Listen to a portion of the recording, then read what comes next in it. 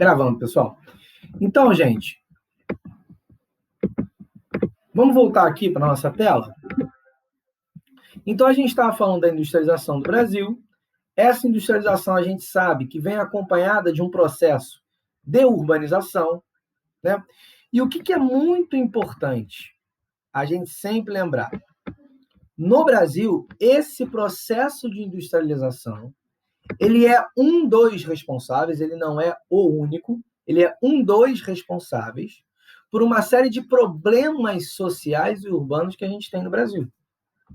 Por exemplo, quando a gente fala de São Paulo, o processo de favelização paulista vai se dar muito por conta desse processo de industrialização que teve 3 características. Quais são as características, pessoal?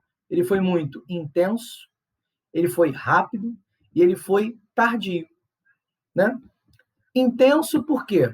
Porque, na verdade, a gente já tinha visto na outra aula, ele normalmente veio acompanhado de um outro processo que a gente estuda muito na geografia, que é a substituição de importação. Então, por que ele foi intenso? Porque quando você tem um processo de substituição de importação, significa que por qualquer motivo, pode ser guerra, pode ser escassez de matéria-prima, ok? Por qualquer motivo, o país parou de receber um certo produto. O que o país vai fazer? Ele vai deixar de ter o produto? Não. Ele mesmo vai investir para que ele possa produzir aquele produto, ok? Por isso que a gente diz que é uma substituição de importação. Ele foi, além de intenso, muito rápido, né? Então, a gente vê que a industrialização no Brasil ela se dá através de surtos, né? Ou seja, muita velocidade, e por conta de uma questão da nossa herança colonial, a gente tem um processo extremamente tardio. O exemplo que eu dei naquela nossa outra aula foi o quê? Em 1785, a gente teve o Alvará de Dona Maria, que proibia as manufaturas no Brasil. Quando é que esse alvará vai ser revogado? Só em 1810, com a chegada da família real. A família real chega em 1808, em 1810 a gente tem a revogação e a assinatura de uma série de tratados que deram mais autonomia política e econômica para o Brasil. Até aí está tranquilo, pessoal? Tudo certo? Deixa eu olhar para a cara de vocês, porque eu preciso olhar para a cara de vocês, senão eu não consigo entender. Tudo certo? Tudo ok? Ok. Beleza, show de bola. Bom, então, a gente, na verdade, o que a gente fez naquela nossa aula, né? A gente, na verdade, a gente falou das fases. Que nós vamos falar inicialmente de surtos industriais, né? Então, como é que vai acontecer, né? Como é que vai se dar esse surto, né, industrial no Brasil? Bom, ele vai se dar em algumas fases. A primeira fase, a gente viu que é a fase que está relacionada ao complexo cafeeiro. O que seria isso? Todo o processo industrial do Brasil, no período do Segundo Reinado, ele estava ligado à tentativa de aprimorar tanto o escoamento como a armazenagem de café. Café era o principal produto de exportação brasileiro. E lembrem-se, até a década de 30, o Brasil é um país prioritariamente agroexportador. Quem quebra a lógica de agroexportação é o Vargas. Beleza? Show de bola? É efetivamente no Vargas que a gente vai ter uma política de quê? De Estado para a industrialização. Então, o Estado brasileiro, junto com o capital estrangeiro privado e o capital interno privado, vão passar a investir em indústrias no Brasil. E que indústrias eram essas, pessoal? São as chamadas indústrias de base ou indústrias de infraestrutura. Então, é o quê? Metalurgia. Mais tarde, no segundo governo Vargas, as petroquímicas, indústrias de energia. Então, na verdade, a grande coisa que o Vargas queria fazer era tentar construir o seu parque industrial. Tranquilo, beleza? Até aí tudo bem? Bom, passado isso, a gente, na verdade, vai ter uma outra fase, que é exatamente a fase, dentro do século XX, que é a fase do JK, ok? E que a gente vai nomeá-la de abertura econômica. Por que a gente vai nomear essa fase de abertura econômica? E agora eu vou até, inclusive, escrever com vocês, tá? Todos conseguem enxergar eu escrevendo? Deixa eu ver se o pessoal vai botar ok. Sim? Beleza. Então, vamos lá. Por que a gente diz que essa fase do JK seria de abertura econômica? Porque a gente tem, pela primeira vez no Brasil, efetivamente, um processo de internacionalização da economia. O que significa isso, Cadu? Significa que o Brasil ele passou a aceitar dinheiro do exterior? Não, claro que não. Se a gente voltar um pouquinho, se a gente voltar um slide, a gente vai ver que o capital estrangeiro, aqui, ó, o capital estrangeiro já tinha entrado no Brasil. Então, quando a gente fala de internacionalização, a gente está querendo dizer o quê? Vamos lá. A gente está querendo dizer que é a abertura do mercado brasileiro. A entrada de quê? Produtos industrializados. De quê, pessoal? De alto valor agregado. Aí você pergunta para mim, Cadu, o que é isso? Isso aqui, pessoal, é o seguinte. Pela primeira vez, efetivamente, começou a entrar no Brasil o quê? Rádios, eletrodomésticos. Beleza? Ou seja, produtos duráveis. Tranquilo? Então, essa, gente, a gente poderia colocar como a grande primeira característica do período JK, que é essa abertura econômica, a internacionalização da economia brasileira. Tranquilo? Pessoal, até aí tranquilo, muito rápido, muito devagar. Show. Então, vamos lá.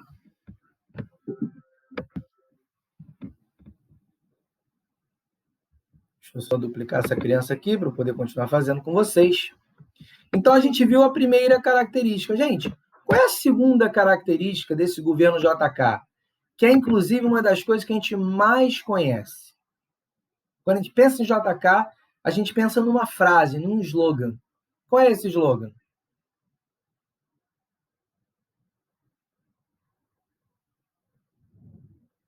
Exatamente.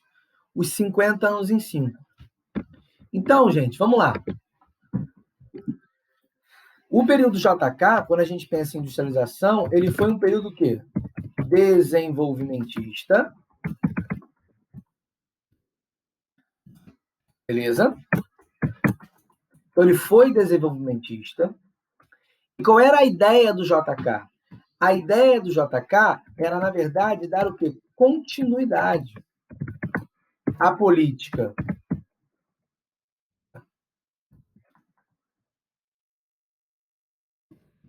de Vargas, só que de uma forma o quê? Diferente. Por quê? Se você virar para mim e falar assim, Cadu, no período JK teve pouquíssima influência o Estado. Claro que não. O Estado interviu muito. Só que a grande diferença foi, no período Vargas, a gente não tem o incentivo à entrada de produtos no Brasil. Vamos lá. Você pode virar para mim e falar assim, pô, Cadu, quer dizer então que no Vargas não tinha? Gente, é óbvio que tinha. Mas você não tinha uma política de internacionalização. E essa política se deu muito através de quê, gente? Uma coisa que a gente escuta muito quando a gente estuda geografia, quando a gente estuda história. Incentivos fiscais. O que na verdade, o JK vai fazer? Para ele desenvolver o Brasil, ele percebeu que ele precisava, na lógica dele, ele precisava que você tivesse a entrada de empresas estrangeiras. E não somente o capital estrangeiro. O capital estrangeiro a gente já viu por A mais B que ele já tinha entrado. Então, o período JK ele é marcado pela entrada de empresas estrangeiras dentro do Brasil. Isso é que é muito importante. Vamos somar isso uma outra coisa. Isso é muito interessante. Olha que coisa legal. A gente teve um processo, pela primeira vez, a gente teve um processo de, vamos chamar assim, vou até botar entre aspas, desburocratização do Estado. JK, ele vai, para ele conseguir fazer os 50 anos em 5, ou seja, para ele conseguir fazer com que as indústrias brasileiras, a economia brasileira, ela se desenvolvesse em tão pouco tempo, ele teve que criar uma série de mecanismos dentro do Estado que tiravam a burocracia do Estado. Porque vamos lá, vamos entender uma coisa, gente. Pensa comigo aqui. Por que na verdade, hoje, a gente tem um Estado burocrático? O que significa um Estado burocrático? Até abre o microfone aí, porque eu quero ouvir vocês falando.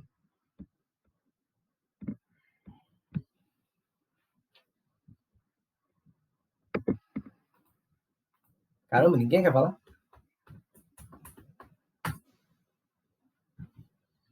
Vamos lá, gente. O que é um Estado burocrático?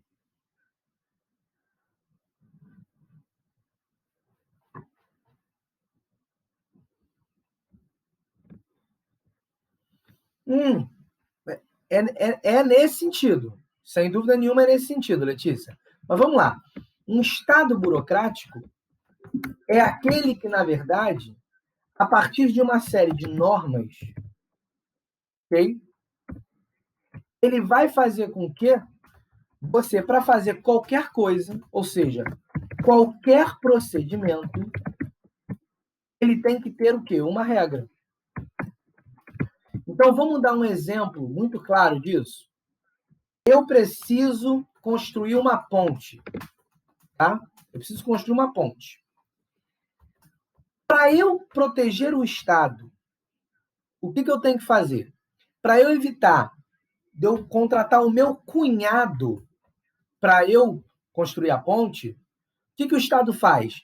Ele cria um processo licitatório. Então, ele cria um processo de licitação aonde a empresa, a pessoa que quiser construir, ela tem que me provar que ela é capaz de construir. Ela tem que me provar que ela não tem relação nenhuma com o governo que está para poder produzir, para ela poder construir. Porque senão vira uma bagunça, né? Essa era a lógica da burocratização, ou seja, proteger o Estado, proteger as coisas que tinham que ser feitas para a população. O que, na verdade, a gente vai percebendo ao longo do tempo é que uma burocratização excessiva, ela gera problemas. Mas a falta de burocratização, ela também gera problemas. Então, hoje, na verdade, o grande negócio é a gente descobrir qual é o ponto certo, qual é a média certa para a gente ter um Estado que consiga se proteger e que também seja um Estado que consiga, de alguma forma, fazer algumas coisas mais rápido. Porque, obviamente, um processo licitatório, ele é um processo extremamente lento. Ele é extremamente lento. E por que ele é lento? Ele é lento porque ele tem que ser o quê? Criterioso. Show de bola? Tranquilo? Então, o que o JK vai fazer? O JK, ele vai conseguir, na medida do tempo, ele vai conseguindo diminuir esse processo de burocratização. Tranquilo até aí, pessoal? E vamos lá, né, gente? Quando a gente pensa em JK, A gente também tem que pensar, e aí eu até vou botar aqui um novo slide, que eu gostaria que fosse em branco, mas não estou conseguindo botar essa porcaria em branco. Deixa eu só apagar essa criança aqui. Né? Quando a gente pensa em JK, a gente sempre pensa em quê? Também, né? A gente pensa em os anos dourados. Né, pessoal? O que são esses benditos anos dourados que se fala tanto, né? Tem um filme não. Tem uma série na Netflix muito legal que se chama Coisa Mais Linda. Coisa Mais Linda é uma série que tem tem toda uma temática feminista, é muito legal a série. Só que muito legal, né? O que ela faz? Ela, na verdade, ela mostra muito a época do período, inclusive, JK, que é exatamente o quê? Década de 50, 60. E na década de 50 e 60, foi uma época que a gente teve um florescimento do quê? Da cultura. A cultura, inclusive, de forma geral mesmo. Da cultura de forma geral. Né? Então, o que a gente vai ter? A gente vai ter na música, por exemplo. Peraí, desculpa. Na música, a gente vai ter a bossa nova. A bossa nova é uma criação desse período. Né? Em outros tipos de arte, a gente vai ter, por exemplo, na moda, algumas estilistas brasileiras fazendo sucesso lá fora. Por exemplo, uma das maiores estilistas brasileiras que fizeram sucesso lá fora, mas também, obviamente, um tempo depois, mas a pessoa, na verdade, ela é contemporânea a essa época, é a mãe do Cazuza. A mãe do Cazuza foi uma grande estilista brasileira, tá? E ela bebeu muito nessa fonte. Foi um período também, isso é uma coisa importante da gente falar, que foi um período que dentro da Guerra Fria, vou até botar aqui dentro da Guerra Fria, o Brasil teve uma relação muito próxima a quem? Muito próxima aos Estados Unidos. Visto que Tom Jobim, Vinícius de Moraes, essa galera toda ia direto para os Estados Unidos tocar a Bossa Nova. Direto. Faziam viagem, direto. Show de bola? Só um minutinho, gente. Só um minutinho que o Belo mandou uma mensagem aqui.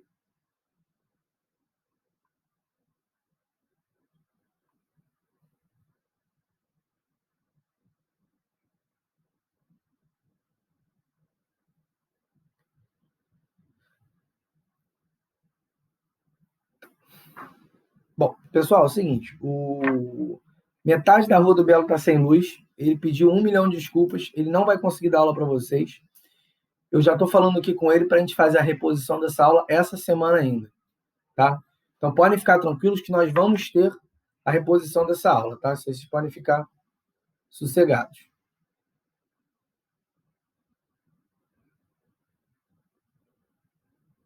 Mas vamos continuar que a nossa aula tá boa, tá gostosa. Então, vamos aqui, pessoal. Então, a gente está falando aqui desses anos dourados, né? Dessa época da Bossa Nova, a moda, né? Tudo aquilo. E também, gente, se a gente for pensar em termos de mundo, agora eu estou indo para a história geral, um pouquinho, a década de 60, ela é um período onde a gente vai ter um movimento cultural, que é um movimento cultural, não deixa de ser, que é um movimento de contracultura. Não sei se vocês lembram disso. Por exemplo, movimento de contracultura, movimento hippie, o movimento feminista, por exemplo. A gente tem, inclusive, em 1968, em maio, né, de 68, o que a gente tem? A gente tem aquela rebelião dos estudantes. Não sei se vocês estão lembrados disso. Por quê? Porque, na verdade, era um período onde você estava fervilhando culturalmente. E que, olha, gente, história é a coisa mais linda que existe, tudo faz sentido. Olha que coisa de louco. É exatamente nesse período, 60 e pouco, não 50 e pouco, mas 60 e pouco, que a gente vai ter o quê? O recrudescimento, a gente vai ter a diminuição da atividade bélica durante a Guerra Fria. Você fala, pô, Cadu, como assim diminuição? Sim, gente. Qual é a única guerra que a gente vai ter dentro da década de 60 e 70? A Guerra do Vietnã. Se você pega o início da Guerra Fria, você teve a Guerra da Coreia, você teve a Guerra do Golfo, você teve uma pancada de coisas estourando. A partir da década final da década de 60, início da década de 70, a gente já vai ter um recrudescimento. Né? Então, assim, exatamente nesse momento que a gente vai ter o aparecimento desses movimentos artísticos, esses movimentos de nova cultura, de contracultura. Então, esses movimentos mais subversivos, então você vai ter, que a gente chama na arte, né? A gente vai ter o pop art aparecendo, que é uma arte transgressora. Então, é nesse momento que a gente vai ter isso aparecendo. E faz todo sentido, que você teve um recrudescimento da guerra, né? Vamos dar um exemplo maior até. O movimento hippie dentro dos Estados Unidos foi um dos grandes responsáveis para você ter o fim da Guerra do Vietnã. Sem dúvida nenhuma. E é também na década de 50 e 60 que a gente vai ter pela primeira vez o aparecimento, isso é uma coisa que eu gosto muito de dar aula, a gente poderia dar uma aula só sobre isso, dos novos movimentos sociais. Gente, o que são os novos movimentos sociais? Os novos movimentos sociais são os movimentos sociais que pela primeira vez, eles conseguiram se afastar de uma lógica de luta de classe. Ou seja, eles eram movimentos que não estavam inspirados, por exemplo, pelas teorias como o marxismo, como o leninismo. Então, por exemplo, eu não consigo escrever isso.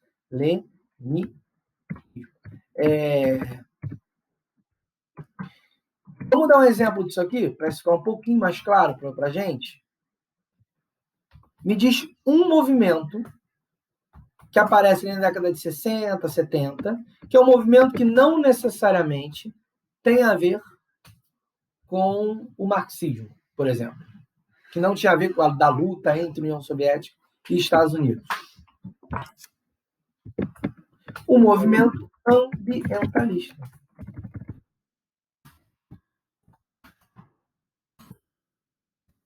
Ok? Então, esses novos movimentos sociais, eles eram movimentos que tinham como característica a espontaneidade das suas demandas e eles não necessariamente se vinculavam a ideologias.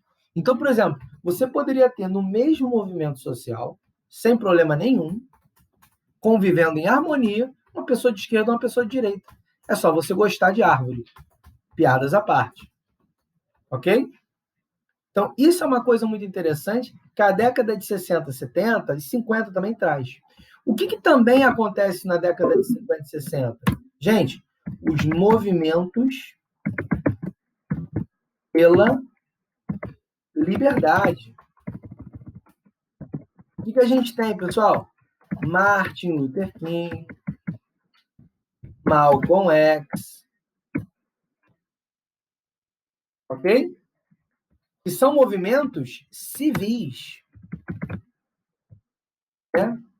Antissegregacionistas. Lembra disso? Antissegregacionistas.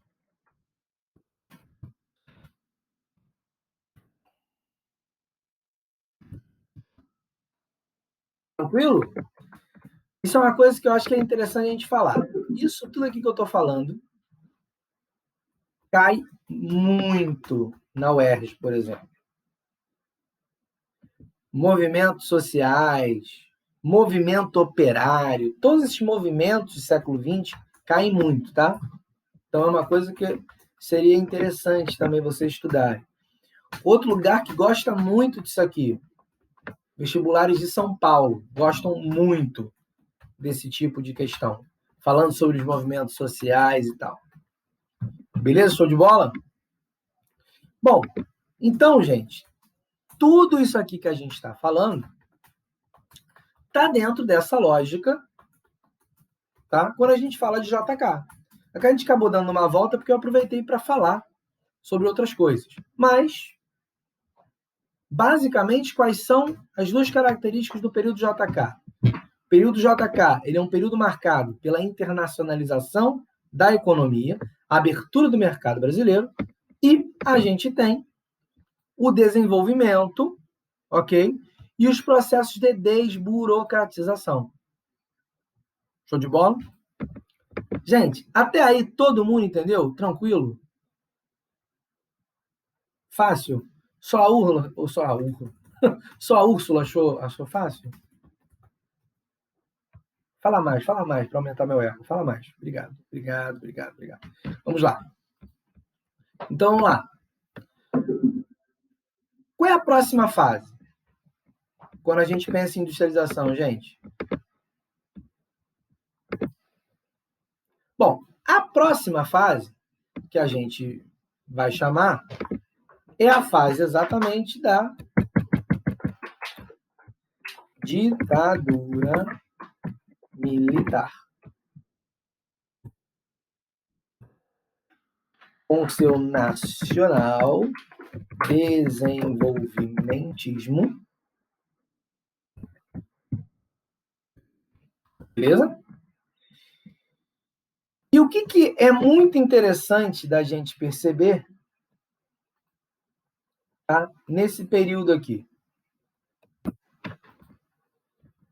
da ditadura militar. Bom, todo mundo sabe que a ditadura militar foi um período que durou 21 anos, ok? Na verdade, a gente nem fala de ditadura militar, me perdoem, vamos até mudar essa nomenclatura, vamos chamar de ditadura civil-militar, beleza? Porque você teve participação da sociedade civil no processo, tá, da tomada de poder. E quais são as características quando a gente pensa em economia? Tá? Então, vamos esquecer o resto, esquece Arena, esquece MDB. Vamos focar na economia. Bom, a gente tem um período dentro da ditadura militar que é muito importante para a gente entender. Qual é esse período? 1968 até 1973. Pessoal, como é que a gente dá o nome para isso aqui? Qual é o nome desse período dentro da ditadura militar? De 68 a 73. Fala para mim.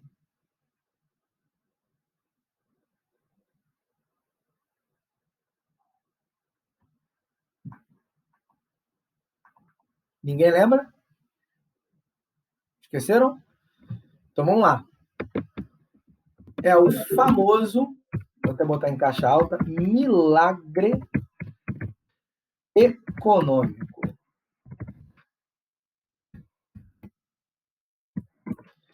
O que foi esse bendito milagre econômico? Bom, milagre econômico, ele vai ser um período da história econômica brasileira onde a gente teve um superávit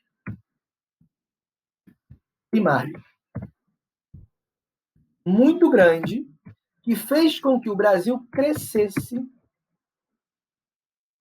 economicamente. Antes da gente entrar especificamente no milagre econômico, vamos só entender uma coisa. Se eu virasse agora para vocês e falasse assim, gente, qual é a principal consequência econômica da política do JK? Qual foi a principal consequência? Pode ser negativa ou positiva, mas existe uma consequência principal. Vamos lá, gente. A principal consequência vai ser exatamente, vou até botar antes, vai ser exatamente o que? O endividamento externo. Pessoal, vamos só pensar o seguinte. Para você fazer o que o JK fez, o JK não fez isso com a boa vontade do empresariado brasileiro, do empresariado nacional. O JK, ele contou com a ajuda de uma coisa que nós vamos chamar de, que tinha sido inclusive recém-criada, FMI. O que é o FMI, pessoal? Fundo Monetário Internacional. Beleza?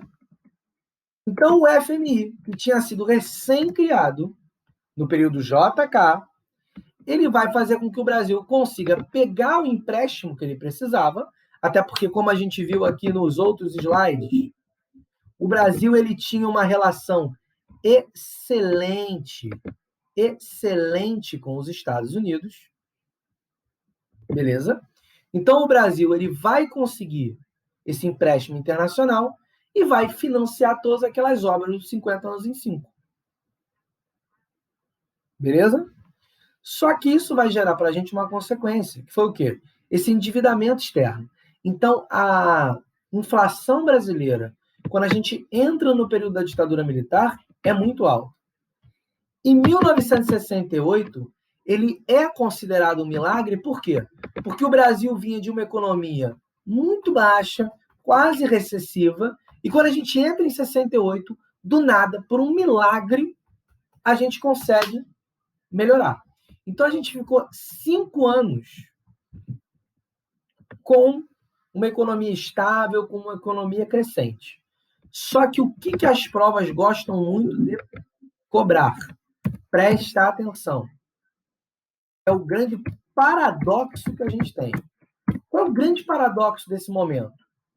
Apesar de ser um momento de aumento econômico, então a gente teve uma economia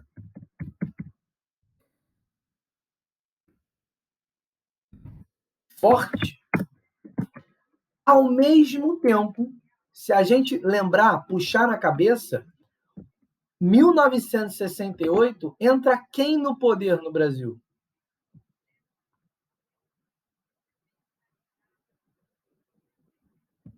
Vamos lá, pessoal. Puxa da memória. Vamos lá.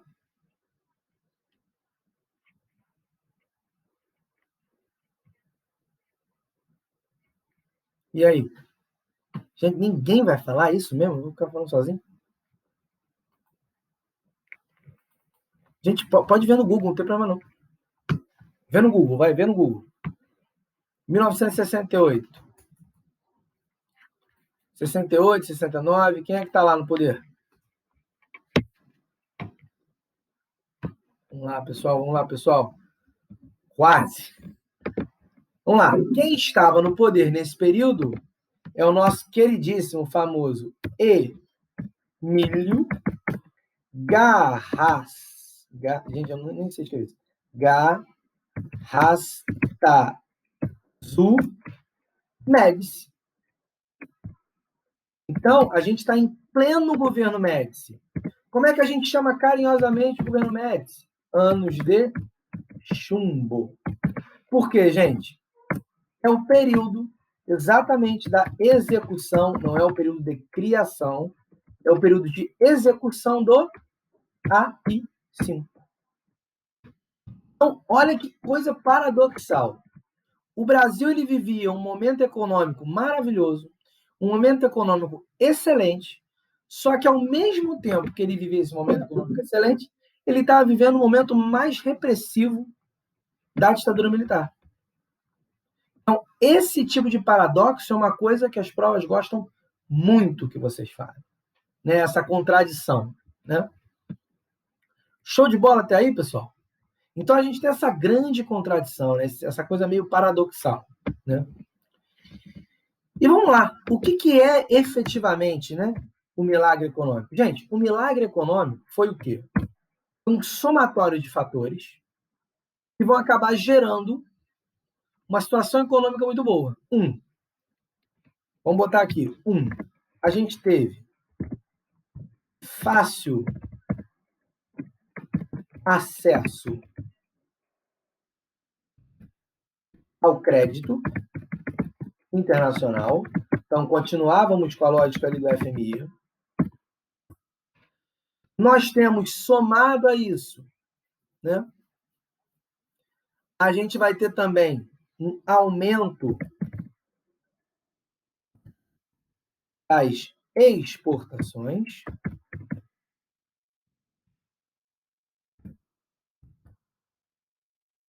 E a gente também vai ter condições de investimento no Brasil. Okay? Essas são as 3 grandes características do período do milagre econômico. Tá? Agora, normalmente as provas, quando a gente fala de economia brasileira e tal, a parte do milagre econômico ela é muito cobrada. Muito cobrada. Só que o que eles querem saber de milagre econômico não é para você me dizer como é que é o milagre econômico, né? Não é isso. O que eles querem que você diga é o seguinte: fala para mim 2 consequências do milagre econômico. Então vamos lá. Se a gente tivesse que aqui elencar 2 consequências do milagre econômico, deixa eu duplicar esse slide. A gente tem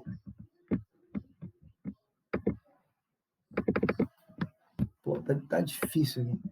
Gente, que é isso? A gente tem 2 consequências principais.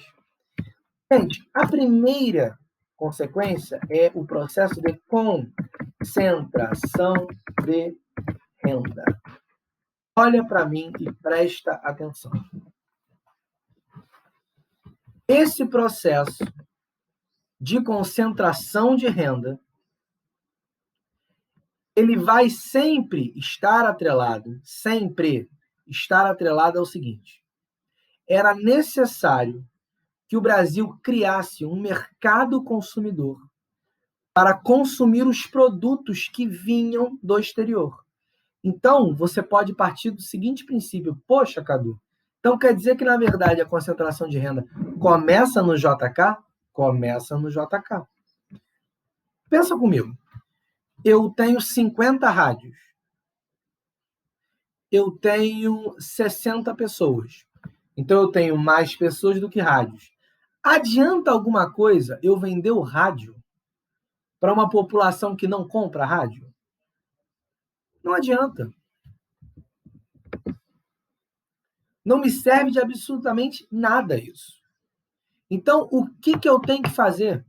Eu tenho que fazer com que a minha população compre o rádio. Só que aí a gente cai num problema, gente. O rádio não é uma bala juquinha. O rádio é um produto de alto valor agregado. Ou seja, ele é muito caro. Então, pensa comigo. Eu tenho uma população que não tem condição de comprar o rádio. O que eu tenho que fazer? Eu tenho que dar um jeito da minha população poder comprar o rádio. Então, o que eu vou fazer? Qual é o jeito mais fácil? Tem 2 jeitos. Ou eu vou distribuir equanimemente todas as riquezas do meu país para que todos possam comprar o rádio, o que não dá para fazer. Ou eu vou pelo caminho mais fácil. Eu vou elencar um grupo social dentro da minha sociedade e para esse grupo social eu vou começar a investir, eu vou dar incentivo para que ele aumente de rendimento. Ou seja, eu vou fazer com que uma parcela da minha população tenha renda suficiente para comprar o rádio. Só que para isso acontecer, alguém vai ter que perder. Então, o que aconteceu? O grupo escolhido para ganhar nessa loteria foi quem? Foi a classe média. Aí você vai ter uma epifania. Qual é a epifania que você tem que ter? Pô, então é por isso que na ditadura militar a classe média apoiou os militares. Exatamente. Todos os médios e pequenos comércios que se desenvolveram no período da ditadura militar, eles vão se desenvolver por incentivo de uma política econômica de concentração de renda. E, gente, pelo amor de Deus, isso não quer dizer que essas pessoas sejam más. Isso não quer dizer que essas pessoas sejam cruéis. Não é isso. É uma escolha, é uma política de Estado. Então, assim, eu acho muito complicado também a gente ficar culpando essas pessoas, porque, gente, consciência social é uma coisa que você não ganha do nada. Você tem que produzir. Então, você pensa o seguinte, você pensa a pessoa que tinha um pequeno restaurante e que no período da ditadura militar, essa pessoa ela teve um crescimento econômico. Então, ela conseguiu comprar mais um restaurante, conseguiu comprar uma padaria. O que essa pessoa vai falar para você hoje? Vai falar que a ditadura militar foi uma maravilha.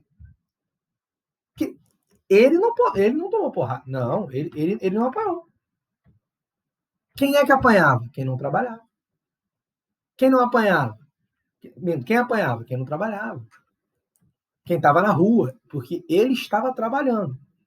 Então, assim, hoje em dia a gente tem ainda uma população que, por conta dessa questão toda, defende muito a ditadura militar porque foi um momento de prosperidade econômica para uma parcela da população. Beleza? E essas pessoas não têm culpa nenhuma disso, elas estão defendendo o pão delas de cada dia. Show de bola? Então, vamos só recapitular. Esse processo de concentração de renda, ele vai se dar pela necessidade que o governo, que o Estado tinha de permitir com que esses produtos entrassem e eles fossem consumidos, ou seja, eu tinha que criar um mercado interno que fosse capaz de absorver aqueles produtos. Até aí, tudo bem?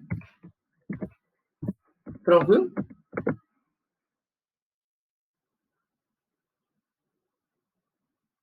Todo mundo conseguiu entender isso? Beleza. Então vamos lá. Qual é a segunda, gente?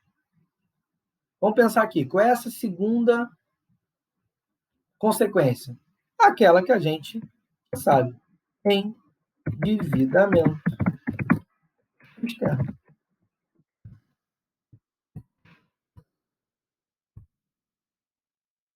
Esse endividamento externo, inclusive, vai causar uma inflação muito grande. A gente vai ter uma queda econômica, dando. Perdão, gente, que eu sou disléxico. Econômica, gerando o que a gente chama, vou até botar isso aqui em muita caixa alta, muita caixa alta.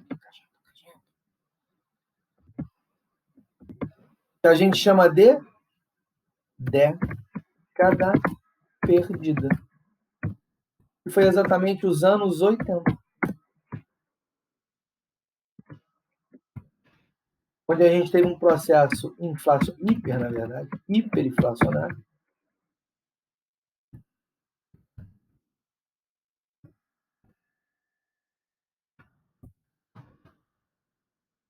Pessoal, tranquilo até aí?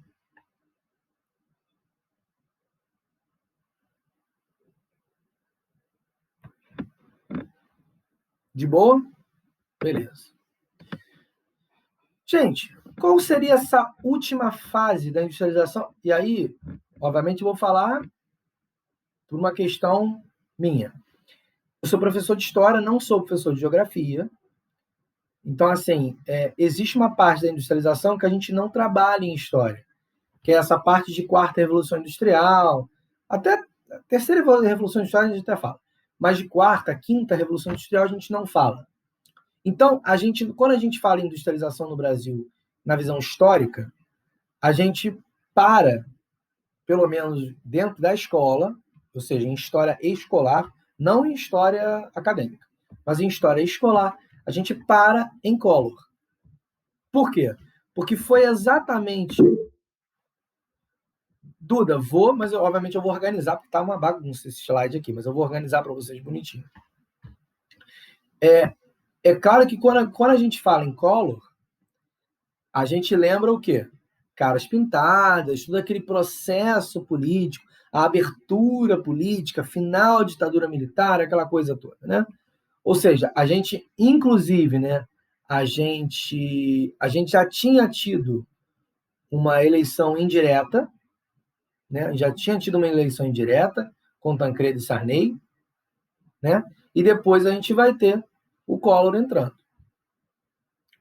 O período Collor, a gente conhece muito esse período pela aquela questão do impeachment, que na verdade tem origem numa Fiat Elba, vocês não devem nem saber o que é uma Fiat Elba, mas tem origem numa Fiat Elba, que na verdade era um carrinho, um Fiat Uno da vida, da época, aonde na verdade o irmão, a cunhada do Collor comprou um Fiat Elba com dinheiro público, que na época deviam ser 14 mil reais, e eles acabaram encontrando um esquema absurdo, beleza? A gente, no período Collor também, o que a gente conhece muito? É aquele negócio do, entre aspas, roubo, né? Aquela apropriação das poupanças pela ministra, a Zélia, né? E que foi uma tentativa de gerar investimento para o Brasil, que só para vocês entenderem rapidamente o que foi aquilo. Foi o seguinte: o governo brasileiro, quando chegou na década de 90, o governo brasileiro ainda estava sobre hiperinflação. A gente só conseguiu resolver a hiperinflação quando chegou o Plano Real. Porque o Plano Real, ele estabilizou a taxa de câmbio. Ok? Então, estabilizando a faixa de câmbio, ele fez com que a inflação diminuísse, a gente tirou moeda de circulação. Essa moeda que saiu de circulação, ela diminuiu a inflação. A gente entrou com a pressão do real, o real conseguiu se equilibrar com o dólar durante um curtíssimo período de tempo, mas conseguiu se equilibrar com o dólar e a gente conseguiu controlar essa inflação. Só que antes disso, na década de 90 mesmo, 91, 92, a gente ainda tinha uma inflação muito forte. E o que aconteceu é que o Collor, na tentativa de conseguir investimentos para tentar segurar a inflação e desenvolver economicamente o Brasil, o que ele vai fazer? Ele vai criar uma loucura, que é a loucura de pegar a poupança de todo mundo, ele ia pegar aquilo para investimento e ele ia devolver em 12 meses depois, com os lucros do investimento que ele ia ter. Só que, gente, todo mundo sabe que não deu certo, todo mundo tem uma história de algum parente, de alguém que perdeu tudo durante o governo Collor, que foi basicamente isso, as pessoas que guardavam dinheiro, né? Essas pessoas perderam esse dinheiro todo, que elas guardavam a vida toda. Então, teve gente que perdeu a aposentadoria, teve gente que perdeu investimento de casa, teve gente que perdeu tudo. Inclusive, existem alguns sociólogos até que eles falam que... Sim, ó, tá vendo? Então, assim, tem muitos sociólogos que falam que um dos motivos... são sociólogos que estudam economia doméstica, né? Que um dos motivos do brasileiro não ser um povo que poupa é porque ele não confia no sistema bancário. O brasileiro, ele demorou muito tempo para depois começar a confiar em banco, gente. Muita gente, depois do Collor, guardava o dinheiro debaixo de colchão, que não acreditava, achava que iam perder tudo de novo. Tá? Então, isso é uma coisa bastante interessante. E vamos lá, o que se notabiliza o governo Collor sobre a questão da perspectiva industrial, da perspectiva econômica? Foi no governo Collor que a gente tem a entrada do Brasil no que a gente vai chamar de neoliberalismo. Ou seja, o Brasil efetivamente ele se engloba, ele entra nessa lógica de globalização e ele abre totalmente a sua economia. Vamos dar um exemplo. Foi no governo Collor que entrou no Brasil os celulares. O celular, a telefonia, ela era uma concessão pública, tá? Então, quem controlava os telefones, as linhas telefônicas? Embratel, que fazia isso. Não vou falar quem, mas aqui no nosso grupo aqui, nós temos pessoas que lembram dessa época, que eu lembro, então essas pessoas também têm que lembrar, não tem jeito. Então, assim, a gente teve um processo de internacionalização. Então, eu vou dar um exemplo para vocês. Um exemplo rápido. Foi nesse período que entrou várias marcas de carro. Antes a gente não tinha uma variedade grande de marcas de carro.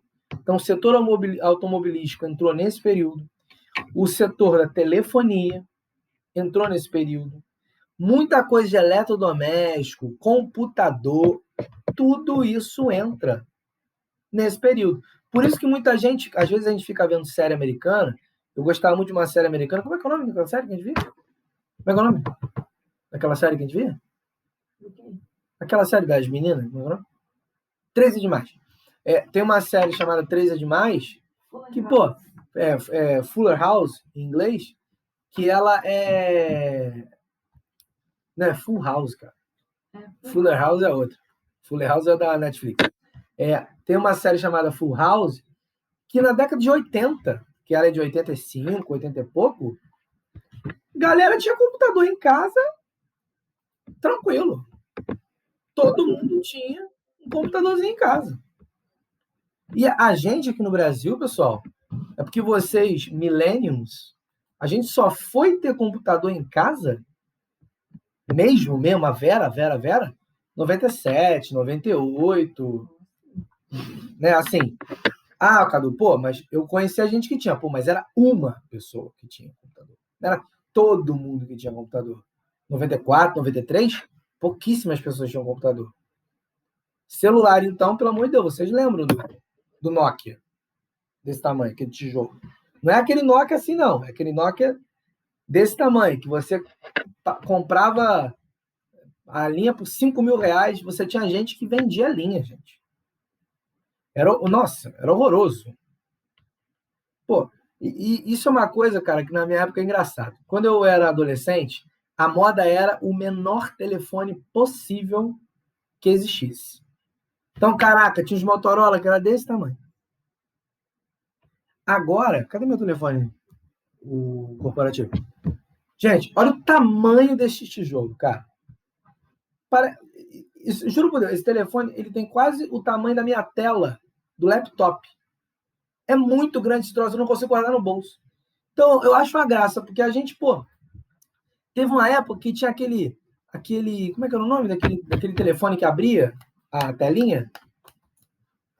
Que era até da Ferrari, tinha gente que tinha vermelhinho, que era da Ferrari. Pô, um negócio desse tamanho, piquitito.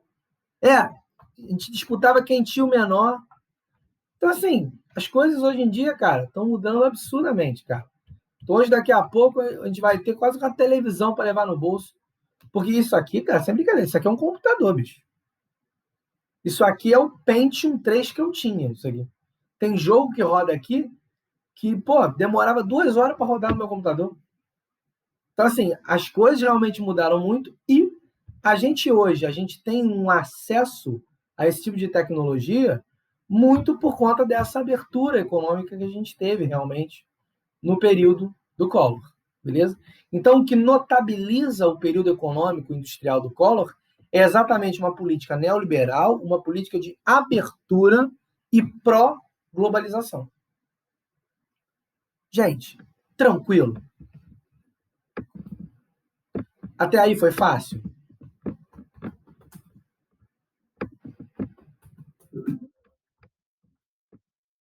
Então, deixa eu só fazer uma coisa. Deixa eu só parar a nossa gravação.